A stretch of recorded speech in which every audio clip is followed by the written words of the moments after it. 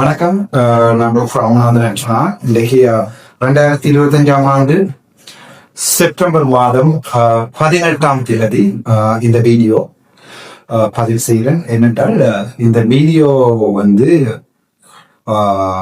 தலைவந்த பார்த்துருப்பீங்க நினைக்கிறேன்.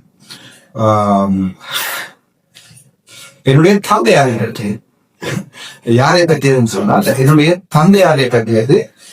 என்னுடைய தந்தையார் சல்யூட் அடித்த ஒரு விசில் அடித்தான் குஞ்சை பற்றிய வீடியோ.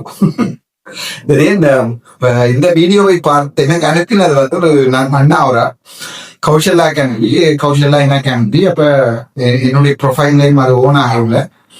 அதுக்கு பிறகு யாழ்ப்பாண பொருளாய்வு என்பது ராமநாதன் அர்ஜுனாவினுடைய தந்தையாரோட ரகசியம் வெளிவந்திருக்கிறதுன்னு சொல்லி ஒரு வீடியோ, ஒரு தலையங்கத்தோட இந்த வீடியோவை போட்டிருந்தாங்க. ஸோ அதுக்குள்ள போய் இந்த வீடியோவை பார்த்திருக்கிறேன். அதாவது என்னுடைய தந்தையார் ஒரு விசிலடிச்சான் குஞ்சு ஒன்றுக்கு, உங்களுக்கு தெரியும் விசிலடிச்சான் குஞ்சு என்றனுடைய அர்த்தம்.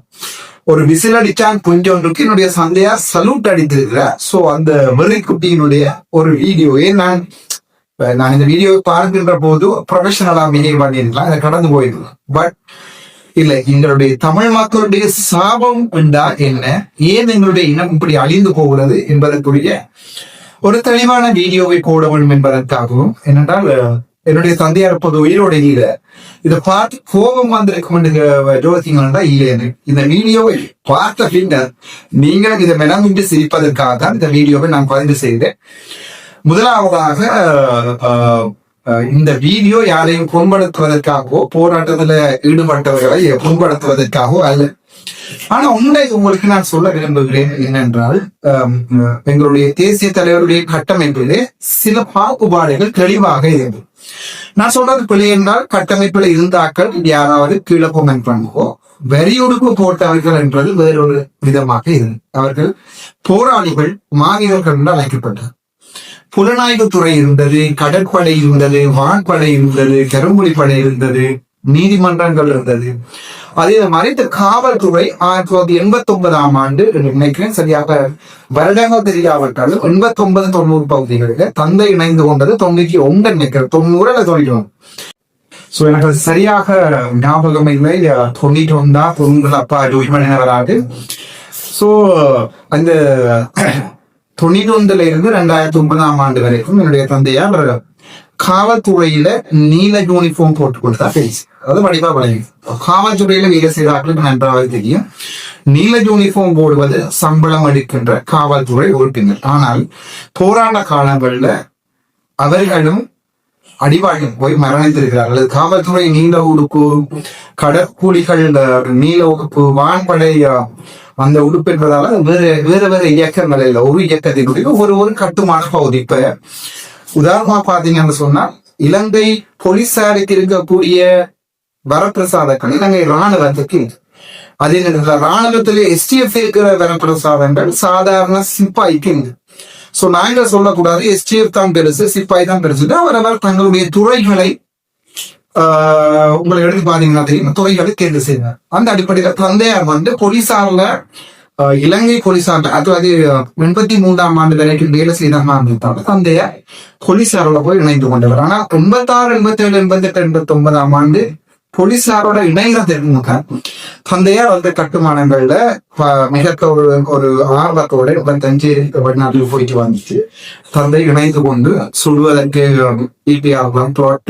எல்லாம் திறத்து நின்ற போது விடுதலை புலிகளோட போய் சேர்ந்திருந்தவர். அது வரலாறு மகன் தெரியும்.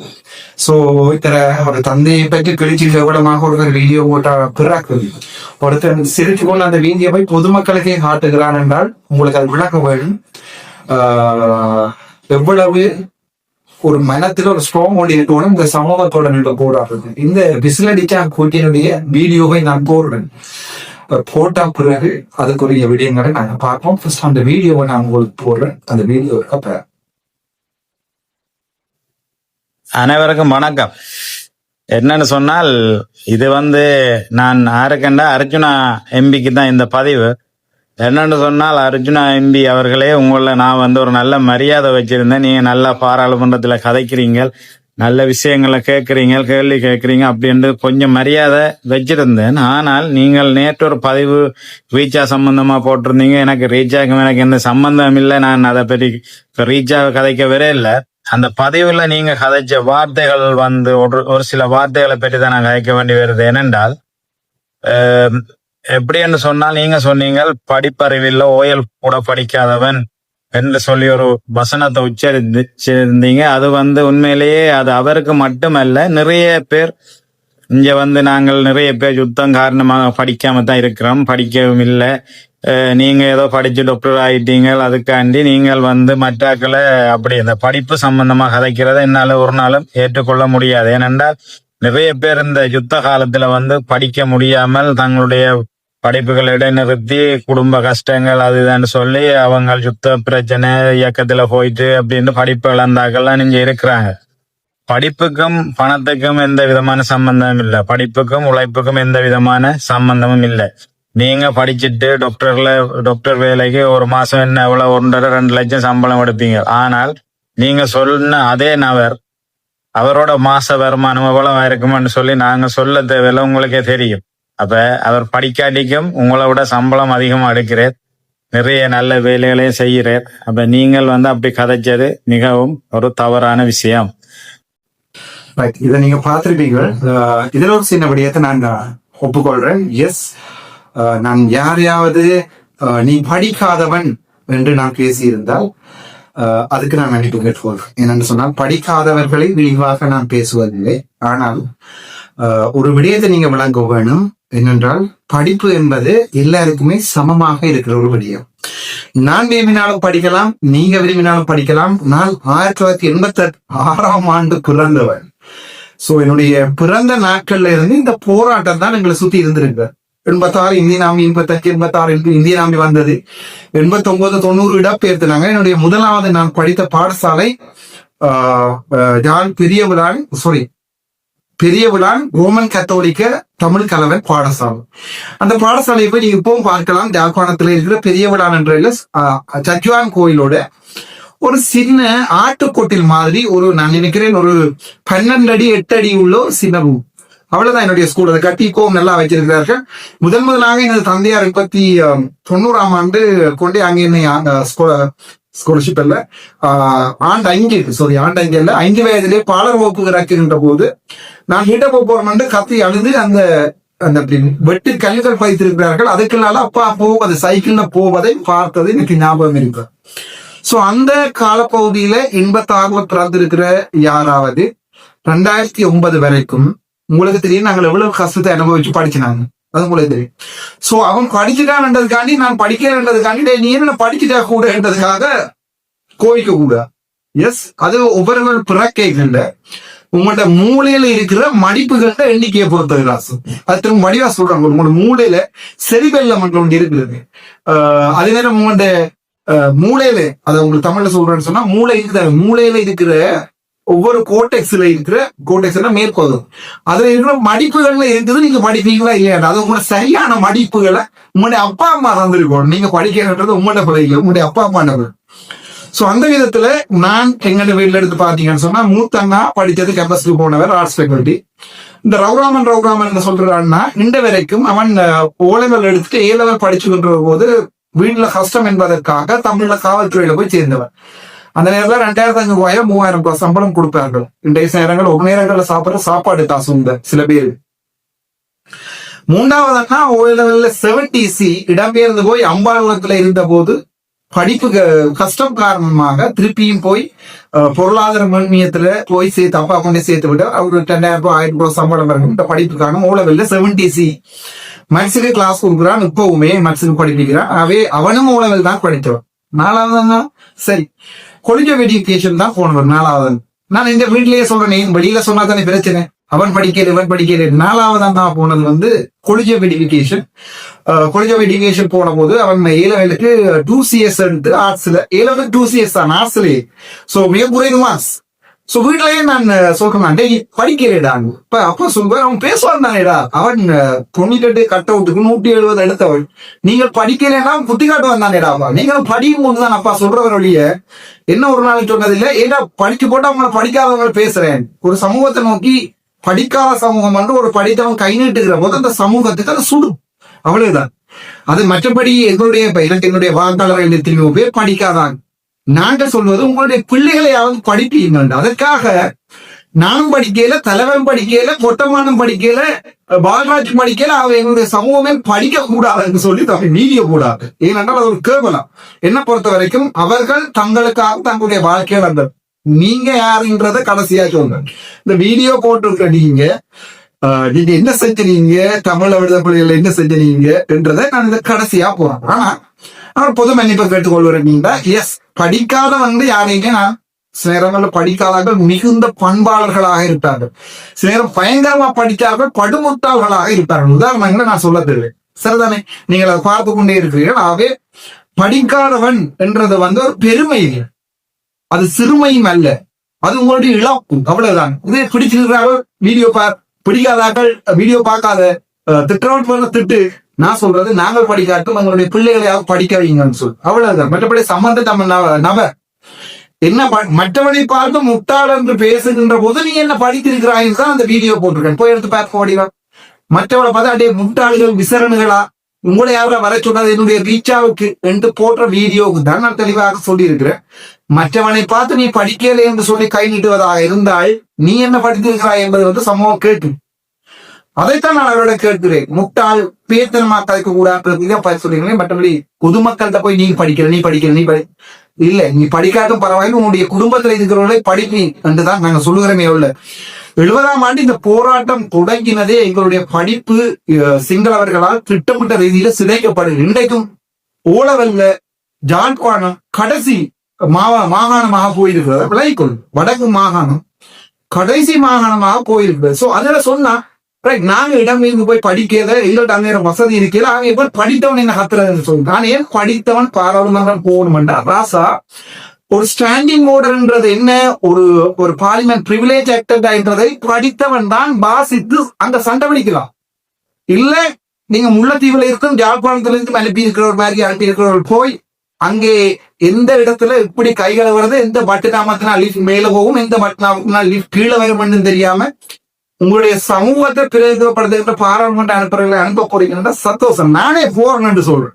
அதற்காக நான் அந்த விடயத்துல மன்னிப்பு கேட்க போவதில்லை.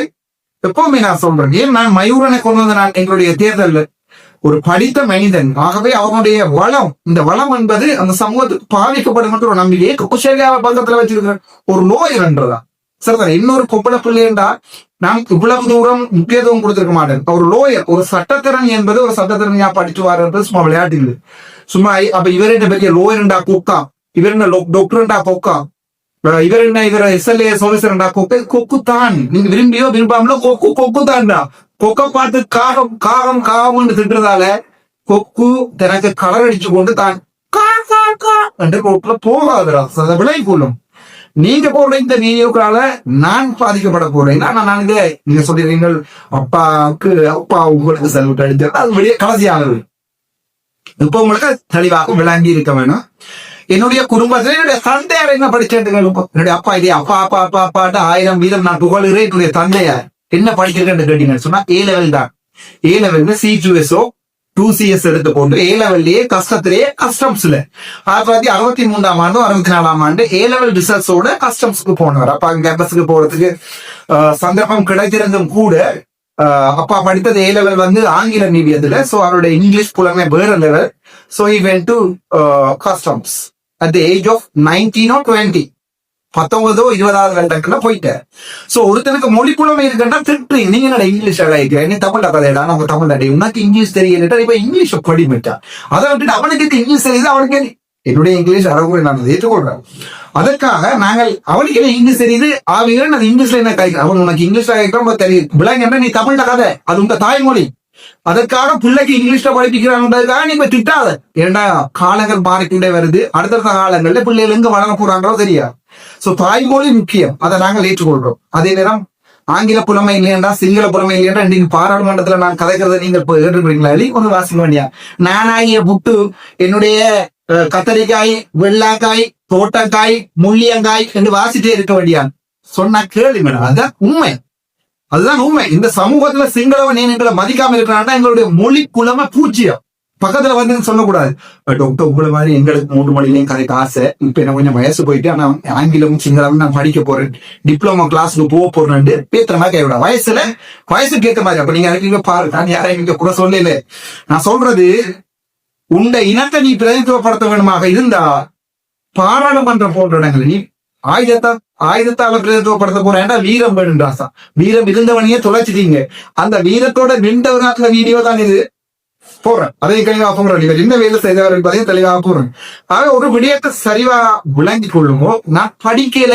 என்று திட்டுறது மற்றவனை முட்டாள் என்று திட்டேங்கல்ல இந்த ஏழை குடும்பங்களை நோக்கி இவர்கள் முட்டாள் என்று பேசுகின்ற போது அடே முட்டாள் பேர் விசரன் என்று சம்பந்தப்பட்ட நபர் வீடியோக்கள்ல பேசி இருக்கின்ற போது அதைத்தான் நான் சொல்லிக்க தப்பி நீ என்ன படிச்சிருக்கிற நீ அங்க இங்க ஊட்டின ஆசை கொண்டு வச்சா இங்க ஊப்புற பேர்த்து நீ சொல்லலாமா மற்றவனை படிக்கல என்று சொல்லித்தான் வீடியோ போட்டுறானே ஒழிய மற்றபடி படிக்காதவன் எல்லாம் முட்டாள்கள் என்பதில்லை அரசியலை பொறுத்த வரைக்கும் ஒவ்வொரு படிக்காத மக்களுடைய வாக்கு மிக முக்கியம் அவர்களுடைய வாக்கு எழுப்பிச்ச அரசியல் தான் முக்கியமா நினைக்கிறவன் அப்படியே எல்லாத்தையும் தூக்கி அரசியல் ரீதியா கதைக்கலாம் என்ன பொறுத்த வரைக்கும் அப்படி கதைக்க வேண்டியது ராமநாதன் நாட்டு இல்லை ஏனென்றால் இந்த அரசியல் எனக்கு பெர்மனன்ட்டும் இல்லை அதில் நீக்க போறதும் இல்லை வர மாட்டான் என்று சொன்னதுக்கு வந்திருக்கிறேன் செய்ய மாட்டான் தேசிய தலைவர் பற்றி பாராளுமன்றத்தில் கதைக்க மாட்டான் கதைச்சிருக்கிறேன் போக மாட்டான் என்று நினைக்கிற போது நான் போயிடுவேன் அவ்வளவுதான் இங்கே இதுல நான் 2 கனகாலம் என்று சொல்லி கனகால தம்பிகளா ஒரு விளங்குதே இல்லை ஒரு தனி மனிதனை ஒரு சமூகம் ஒரு பெரிய அரசாங்கம் ஒடுக்கின போது என்று பாராளுமன்ற உறுப்பினராக நிற்கிறேன் அதற்கு காரணம் எனக்கு தந்தை கல்வி அறிவு அந்த என்னுடைய தந்தையார் சொல்வார்கள் தந்தை சொல்பிக்க மந்திரம் இல்லையே என்னுடைய தந்தையார் படித்தது ஏலவு ஆனால் அவர் சொன்ன விடயம் படி படி படி அந்த மனுஷனை காண்ற நாள் முழுக்க படி படி படி எந்த நேரம் கேட்டா தொழிலடிக்க வெளியில வந்தா படிச்சியா காலங்கள் எழுதி உங்க படிச்சியாடா வெளியே மத்திய சாப்பிட போய் படிச்சியாடா அந்த படிச்சியாடா படிக்கிறியாடா தம்பி நீ படிப்பியா கேம்பஸ்க்கு போவியா டாக்டரா வரவியான்னு அந்த மனுஷன் நச்சரித்ததுதான் இன்றைக்கும் வீடியோ தொடங்க நான் சொல்றதுக்குரிய காரணம் சோ அதை ஒருத்தர் கஷ்டப்பட்ட அந்த படிப்பை எடுத்து நெஞ்சில வச்சிருக்கிறாங்கன்னா அவனுக்கு ஒரு வித்துவச்சரிக்கை இருக்கின்றான் அது இல்லாம இருந்து கொண்டு நீ ஏன் படிச்சவன் அடிக்க சொல்ற நீ ஏன் படிச்சவன் சொல்ற நீ ஏன் டாக்டர்னு சொல்ற அடே என்னுடைய டைட்டில் மாறி இப்போது 11 வருடம் ஆகிறது நான் மிஸ்டர் ராமநாதன் அல்ல இப்பவும் என்னுடைய டைட்டிலை கஷ்டப்பட்டு டிகிரி ஒன்று எடுத்து டிஆர் மாத்தி இருக்கு அதை ப்ரொஃபண்ட் மாத்துறதுக்காக படிச்சு கொண்டது போதுதான் நீங்க வந்துட்டு குளறினீங்க ஐயோ சாமி அப்பதான் நான் எல்லாரையும் விட்டு போட்டு டிஆரையும் விட்டு போட்டு வந்தேன்னாவே நீங்க அந்த விஷயத்த தெளிவாக வழங்கிக் கொள்ளணும் இவருடைய அடுத்த கட்ட வீடியோக்கள் வந்து என்னுடைய தந்தையாரை பற்றி புலம்ப போகிறேன் அதுக்கு போகும் பாருங்க அதோட டாக்டர் உங்களுக்கு என்ன ஒரு விஷயத்த சொல்றேன் நீங்க டெய்லி உங்களோட அப்பாவை பெருமைப்படுத்தி காய்ச்சிட்டு இருப்பீங்க உங்களோட அப்பாவை எனக்கு தெரியும் நானும் வந்து முன்னாள் போராளி அதை விட காவல்துறை போராளி தெரியுமா உங்களுக்கு காவல்துறை போராளி என்றாலே என்னன்னு தெரியுமோ தெரியல டாக்டர் அவர்களே நாம் வந்து முன்னாள் போராளியும் அதுக்கு பிறகு நான் வந்து காவல்துறை போராளியாம் இருந்தேன் நான் சொல்றதுக்கு பயப்பட போறதில்லை என்னன்னா நான் ஏற்கனவே தடுப்புல இது எல்லாத்தையும் சொல்லித்தான் நாங்க இங்க வந்திருக்கோம் உண்மையை கதைச்சுதான் நாங்க உண்மையா வாழ்ந்துட்டு இருக்கிறோம் அதாலதான் நான் சொல்றேன் நீங்க சொன்னீங்க ஆரோ ஒரு ஆள் உங்களோட அப்பாவுக்கு சல்யூட் அடிச்சான்னு சொல்லி உங்களோட அப்பா எங்களுக்கு சல்யூட் அடிச்சது உங்களுக்கு தெரியுமோ தெரியல நாங்க வந்து காவல்துறை போராளின்னு சொன்னா நாங்கள் போலீஸ் பிரிவுல இருந்து போர் முனையில நிக்கிற காவல்துறை நாங்க வந்து இங்க ஊர்ல நின்று வேலை செய்யறது இல்ல போர் முனையில நிக்கிறது நாங்கள் எடுக்கிற சட்டம் தான் காவல்துறை எங்களை கண்டாலே காவல்துறையில நாங்க கிளிநொச்சி நடுவு பணியத்துக்கு வந்தா மாதவன் மாஸ்டர்னு சொல்லி உங்களுக்கு தெரியும் காவல்துறையில இருந்தவர் அவர் கூட ஒளிம்பி நின்று என்னோட கதைப்பேர் இது உண்மை பொய் இல்ல ஆதாரங்களும் எங்கள்கிட்ட இருக்கு இப்பயும் எனக்கு பொறுப்பா இருந்த ஒரு தளபதியும் இங்கதான் இருக்கு உயிரோட இருக்கிறார் அவர் சொல்லி விடுறத நான் இங்க வந்து சொல்ல இங்க நிக்கிற அத்தனை காவல்துறை பொறுப்பு அதிகாரியும் ஒழும்பி நின்றுதான் என்னட்ட கதை கேட்கறது நான் வந்து களமுனைக்கும் நடுவ பணியத்துக்கும் போக்கும் பலத்துமா தான் இப்பயும் இருப்பேன் அப்ப உங்களோட அப்பாவே எனக்கு தெரியும் உங்களையும் தெரியும் உங்களோட அப்பாவுக்கு சல்யூட் அடிச்சது இல்ல, உங்களோட அப்பாக்கள் கூட எங்களுக்கு சல்யூட் அடிச்சாக்கள் தான். அதை நீங்க மறந்துடக்கூடாது. ஏனென்று சொன்னால் எங்களை மதிக்கலைன்னு சொன்னா அடுத்த நிமிஷம் அவியல் வந்து நாங்க சொன்னால் அவியல் வந்து களமுனைக்கு செல்லணும். களமுனையில சென்று போராட பயந்தவங்க தான் உங்களோட அப்பாக்கள்.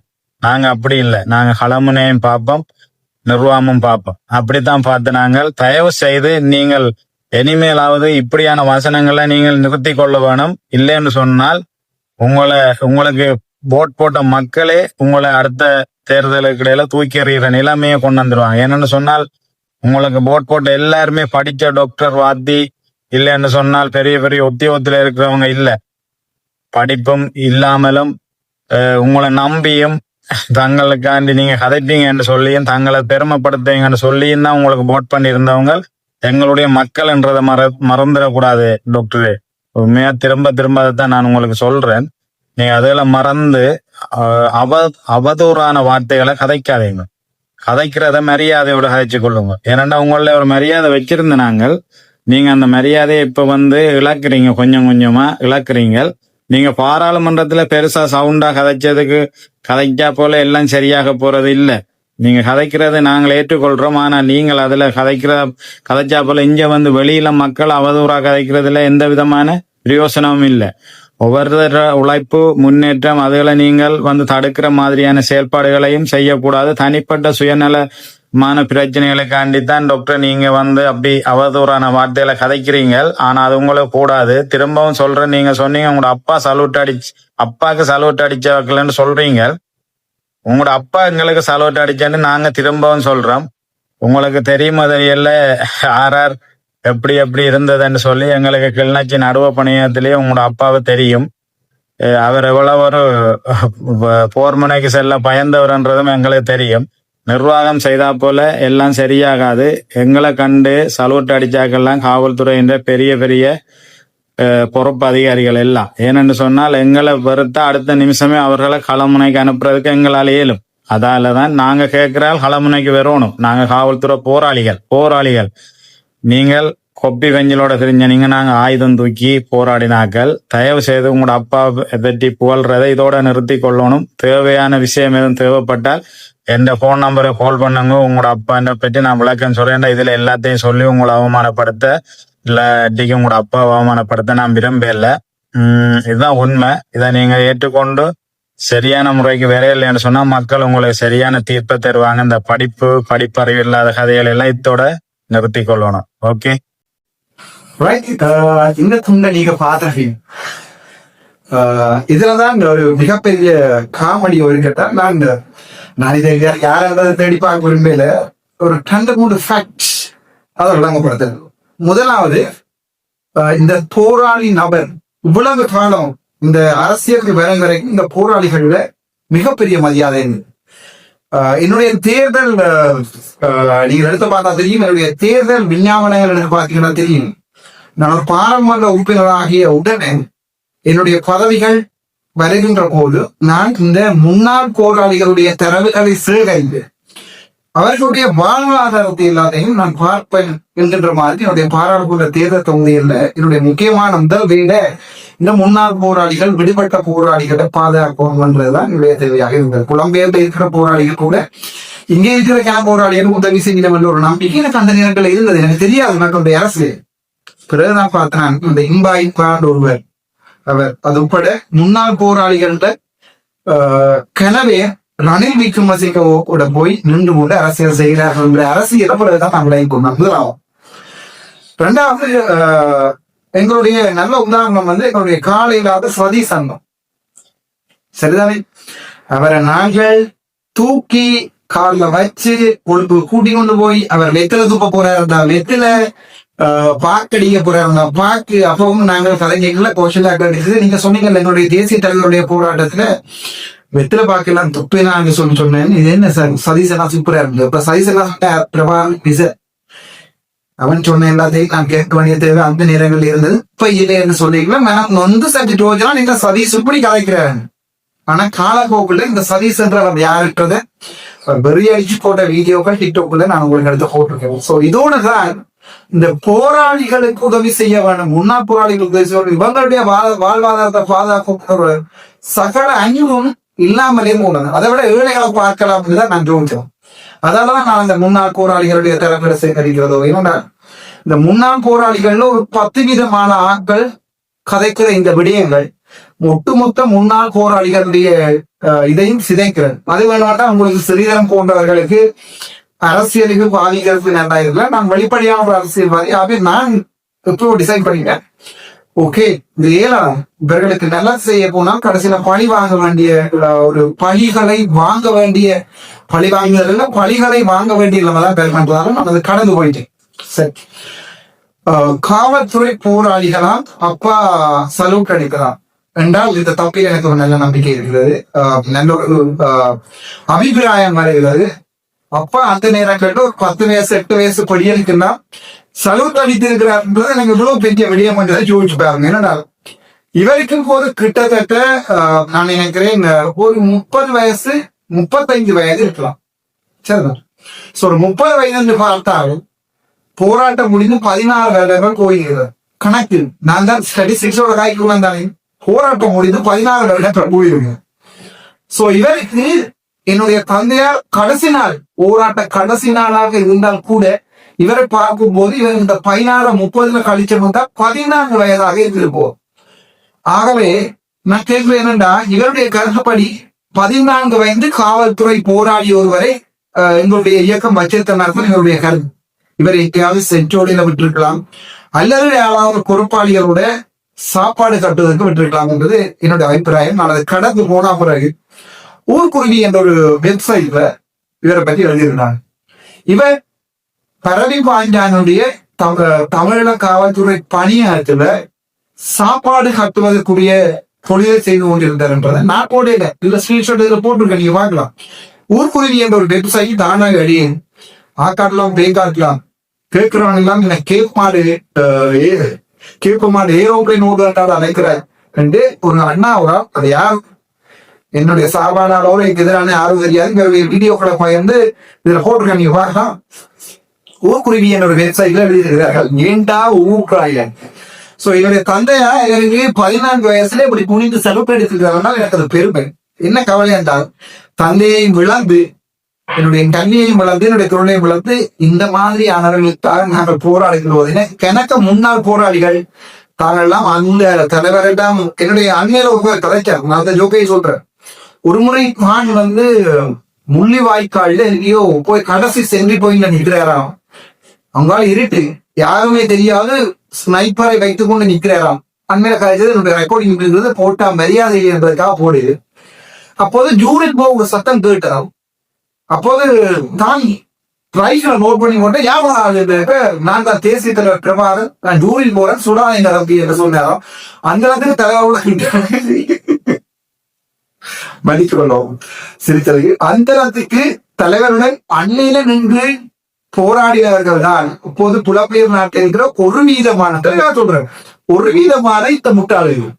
அதாவது தலைவர் தம்பி நான் தூரில் போறேன் சுடாதே என்று சொல்லி 2 சொன்னாராம் தான் தலைவர் நேரம் காணையில.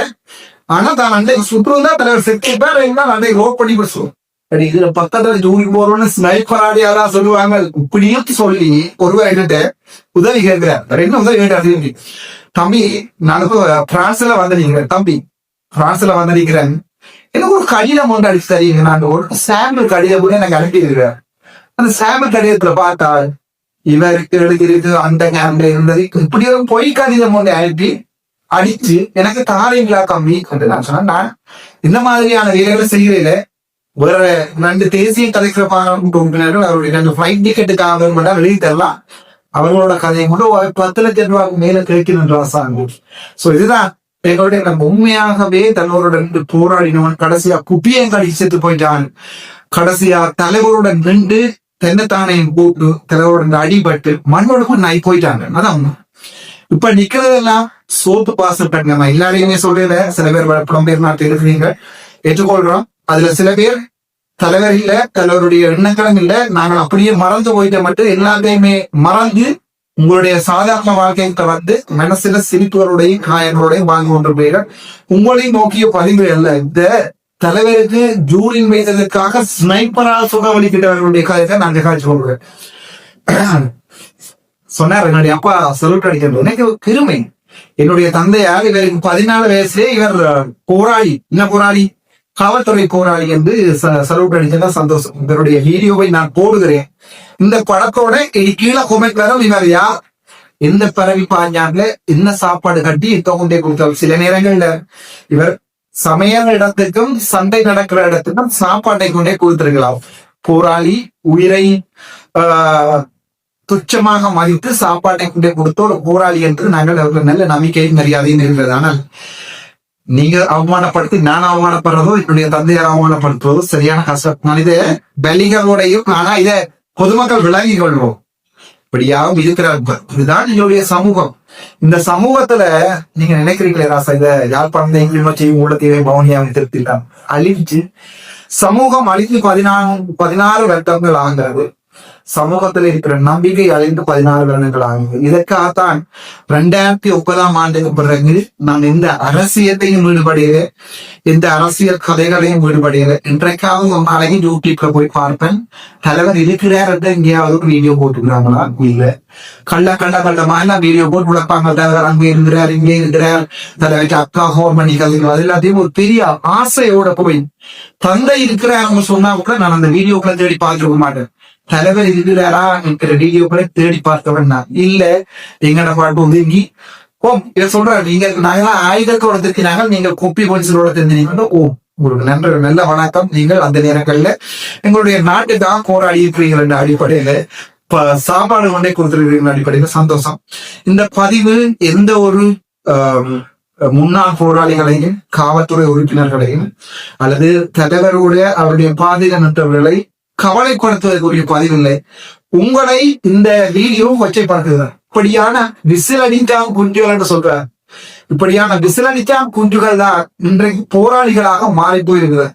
இவருடைய கதையை பாத்தீங்கன்னா தெரியும், முழுக்க ஃபுல் வரி, நல்ல வரியில தான் இந்த வீடியோ போடப்பட்டிருக்கிறது. சோ இதுக்கு மேலையும் ஏதாவது கருத்துக்களை நான் தெரியட்டும். ஏன் நாங்க போடுறேன்டா, இதுதான் எங்களுடைய இனத்தின் எதிர்காலம். இதுக்குள்ளேயே நின்று போராடுறோமோன்னு எல்லாத்தையும் இழந்த ஒரு கவலை நன்மை இருந்திருந்தால் ஒரு ஏதாவது ஒரு டிவிஷனல் ஹாஸ்பிட்டலுக்கு அல்லது டிஸ்ட்ரிக்ட் ஹாஸ்பிட்டலுக்கு அல்லது வந்து ஏதாவது ஒரு நேஷனல் ஹாஸ்பிட்டல் நியூ டிரெக்டராக போயிருக்கலாம்.